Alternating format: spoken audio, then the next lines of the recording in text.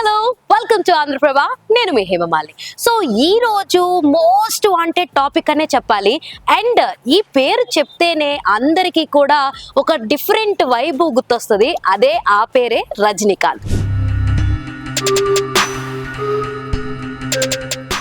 మరి రజనీకాంత్ గారి సినిమా రేపు విడుదలవుతున్నప్పటికీ కూడా ఎంతో మందికి దీని గురించి తెలియదు.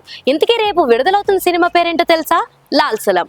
సో ఇవాల్టి ఎక్స్ప్లెయినర్ లో లాల్ సలం గురించి కొన్ని విషయాలు తెలుసుకుందాం.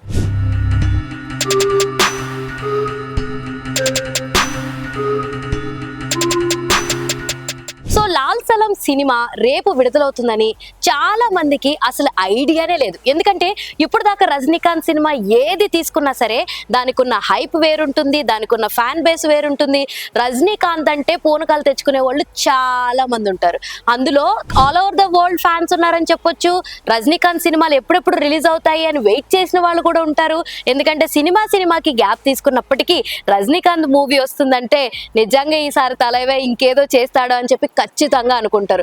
రీసెంట్ సెన్సేషన్ జైలర్ తోటే తను స్టామినా ఏంటి, తను ఎలా రికార్డ్స్ సృష్టించగలడో జైలర్ సినిమాతో మన అందరికి మరొకసారి పరిచయం చేస్తాడు. ఇందులో ఇప్పటికీ చాలా మంది మీమర్స్ వాడుతున్న డైలాగ్ వర్త్ వర్మ వర్త్ అంటూ మన రజనీకాంత్ గారి సినిమాలో జైలర్ సినిమాలో డైలాగ్ నే వాడుతున్నారు. మరి ఇప్పుడు మన లాల్ సలాం గురించి చూసుకుంటే సినిమా రేపు రిలీజ్ అవుతుంది. సో ఆల్మోస్ట్ అంటే లైక్ మనకి సంక్రాంతి బరిలో ఏవైతే 5 మూవీస్ లో ఒక సినిమా వెనక్కి వెళ్ళిపోతే దానికి సింగిల్ థియేటర్స్ ఇస్తాము, లైక్ సింగిల్ మూవీ రిలీజ్ ఇస్తామని చెప్పేసి ఫిలిం ఛాంబర్ లో వాళ్ళందరూ చెప్పడం జరిగింది. బట్ అదే వాళ్ళు ప్రామిస్ చేసినట్టుగానే సో ఊరి పేరు భైరవకోన సినిమా కూడా రేపు రిలీజ్ ఉంటే దాన్ని కూడా చేంజ్ చేపించారు. సో అది February 16th కి రిలీజ్ అవుతుంది.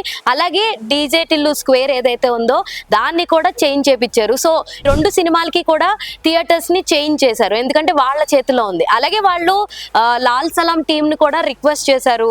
మన film chamber members, association members ఎవరైతే ఉన్నారో లాల్ సలాం టీమ్ ని కూడా రిక్వెస్ట్ చేస్తే లేదు మేము అదే టైంకి వస్తాము, అదే రిలీజ్ డేట్ కి వస్తాము, మేమైతే డేట్ మార్చుకునే ప్రసక్తే లేదు అని అన్నారు. సో ఇంకా మనం లాల్ సలాం ట్రైలర్ గురించి చూసుకుంటే ట్రైలర్ రిలీజ్ అయింది. సో దానికి కూడా స్పందన అన్నది లైక్ నార్మల్ గానే ఉంది అని చెప్పేసి అయితే చెప్పవచ్చు. ఎందుకంటే సో మనం చూసుకుంటే ఒకప్పుడు రజనీకాంత్ ఎలాగో ఆయన తమిళ్ స్టార్ కాబట్టి సో తెలుగులో మనకి యాజ్ యూజువల్ డబ్బింగ్ చేసే వస్తుంది. సో మనందరికీ బాగా నరసింహ నుంచి మను గారు రజనీకాంత్ గారికి డబ్బింగ్ చేస్తూ వచ్చారు. ఆయన వాయిస్ యాప్ట్ గా సెట్ అవ్వడం, ప్రతి డైలాగు కూడా మను గారు చెప్తుంటే నిజంగానే రజనీకాంత్ గారు వాయిస్ ఎలాగే ఉంటుందేమో అన్న ఫీల్ అయితే క్రియేట్ చేసింది.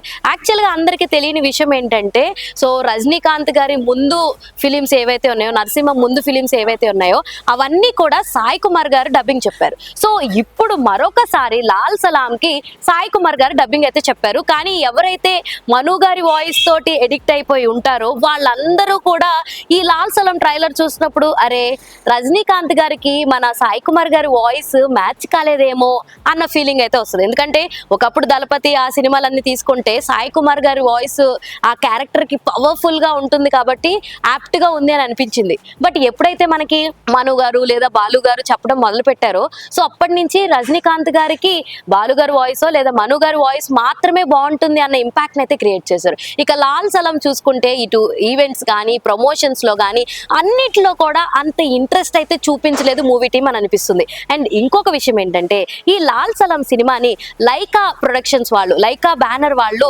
ప్రొడ్యూస్ చేస్తున్నారు. మరి గతంలో చూసుకుంటే లైకా బ్యానర్ నుంచి వచ్చిన ఒక సినిమా మన చంద్రముఖి 2 తీసుకుందాం. సో అది డిజాస్టర్ అయిపోయింది. లైకా బ్యానర్ నుంచి వచ్చిన చంద్రముఖి 2 అయితే డిజాస్టర్ హిట్ అందుకుంది తెలుగులో. మరి ఆ తర్వాత రీసెంట్ గా ఇప్పుడు వినిపిస్తున్న పేరు లాల్ సలం. మరి ప్రొడక్షన్ వాళ్లే ప్రమోషన్స్ అవన్నీ కూడా తక్కువ చేస్తూ సినిమా పబ్లిసిటీ కూడా పెద్దగా ఏది చేసినట్టుగా ఎక్కడా కనిపించట్లేదు. ఇంకొకటి రజనీకాంత్ సినిమా విడుదలవుతుందంటే తెలంగాణ గవర్నమెంట్ స్కూల్స్ కి సెలవులు ఇచ్చి కూడా పంపించినంత క్రేజ్ ఉంది. మరి ఇప్పుడు రజనీకాంత్ సినిమా విడుదలవుతుందంటే మినిమం ఎవరికి కూడా ఒక ప్రాపర్ ఇన్ఫర్మేషన్ అయితే లేదు. బట్ ఏదైనప్పటికీ రజనీకాంత్ ఈ సినిమాలో జస్ట్ క్యామియో రోల్ చేస్తున్నాడని ఇన్ఫో అయితే ఉంది.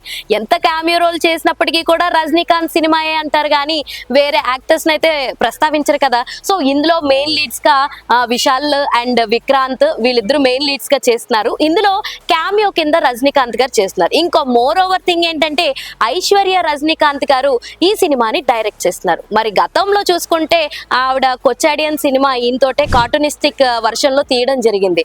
సో ఆ వర్షన్ చూసుకుంటే ఒక డిజాస్టర్ అనే చెప్పాలి. మేబీ అందులో ఉన్నటువంటి పాట హిట్ అయింది అని చెప్పొచ్చు. కార్టూన్ లో ఒక డిఫరెంట్ ట్రై అయితే ఆవిడ చేసింది. బట్ ఆ సినిమా అయితే అంతగా సక్సెస్ కాలేదు. ఇప్పుడు మరోసారి ఆవిడ అటెంప్ట్ చేస్తుంది. అది కూడా వాళ్ళ నాన్నతోటే అటెంప్ట్ చేస్తుంది. మరి ఈ సినిమా ఎలా ఉండబోతుంది అన్నది ప్రేక్షకుల్లో కూడా కాస్తంత ఆసక్తికరమైన విషయం అనే చెప్పుకోవచ్చు. మరి ఏది ఏమైనప్పటికీ రేపు ఎక్కువగా బజ్ అయితే ఈగల్ సినిమాకు ఉంది. ఎందుకంటే యాజ్ ఫిలిం ఛాంబర్ వాళ్ళు ప్రామిస్ చేసినట్టు సో సింగిల్ థియేట్రికల్ రిలీజ్ ని ఇస్తున్నారు కాబట్టి తెలుగులో, so direct straight Telugu film కాబట్టి సింగిల్ థియేట్రికల్ రిలీజ్ ఇస్తున్నారు కాబట్టి మూవీ పైన కూడా హైప్ చాలా క్రియేట్ అయిపోయింది. ఇంకా వాళ్ళు చేసినటువంటి బజ్ కానీ వాళ్ళు చేసినటువంటి ప్రమోషన్స్ కానీ ఈ మూవీ మీద ఇంకాస్త హైప్ పెంచడానికే క్రియేట్ అవుతుంది అని చెప్పడంలో అతిశయోక్తి అయితే లేనే లేదు.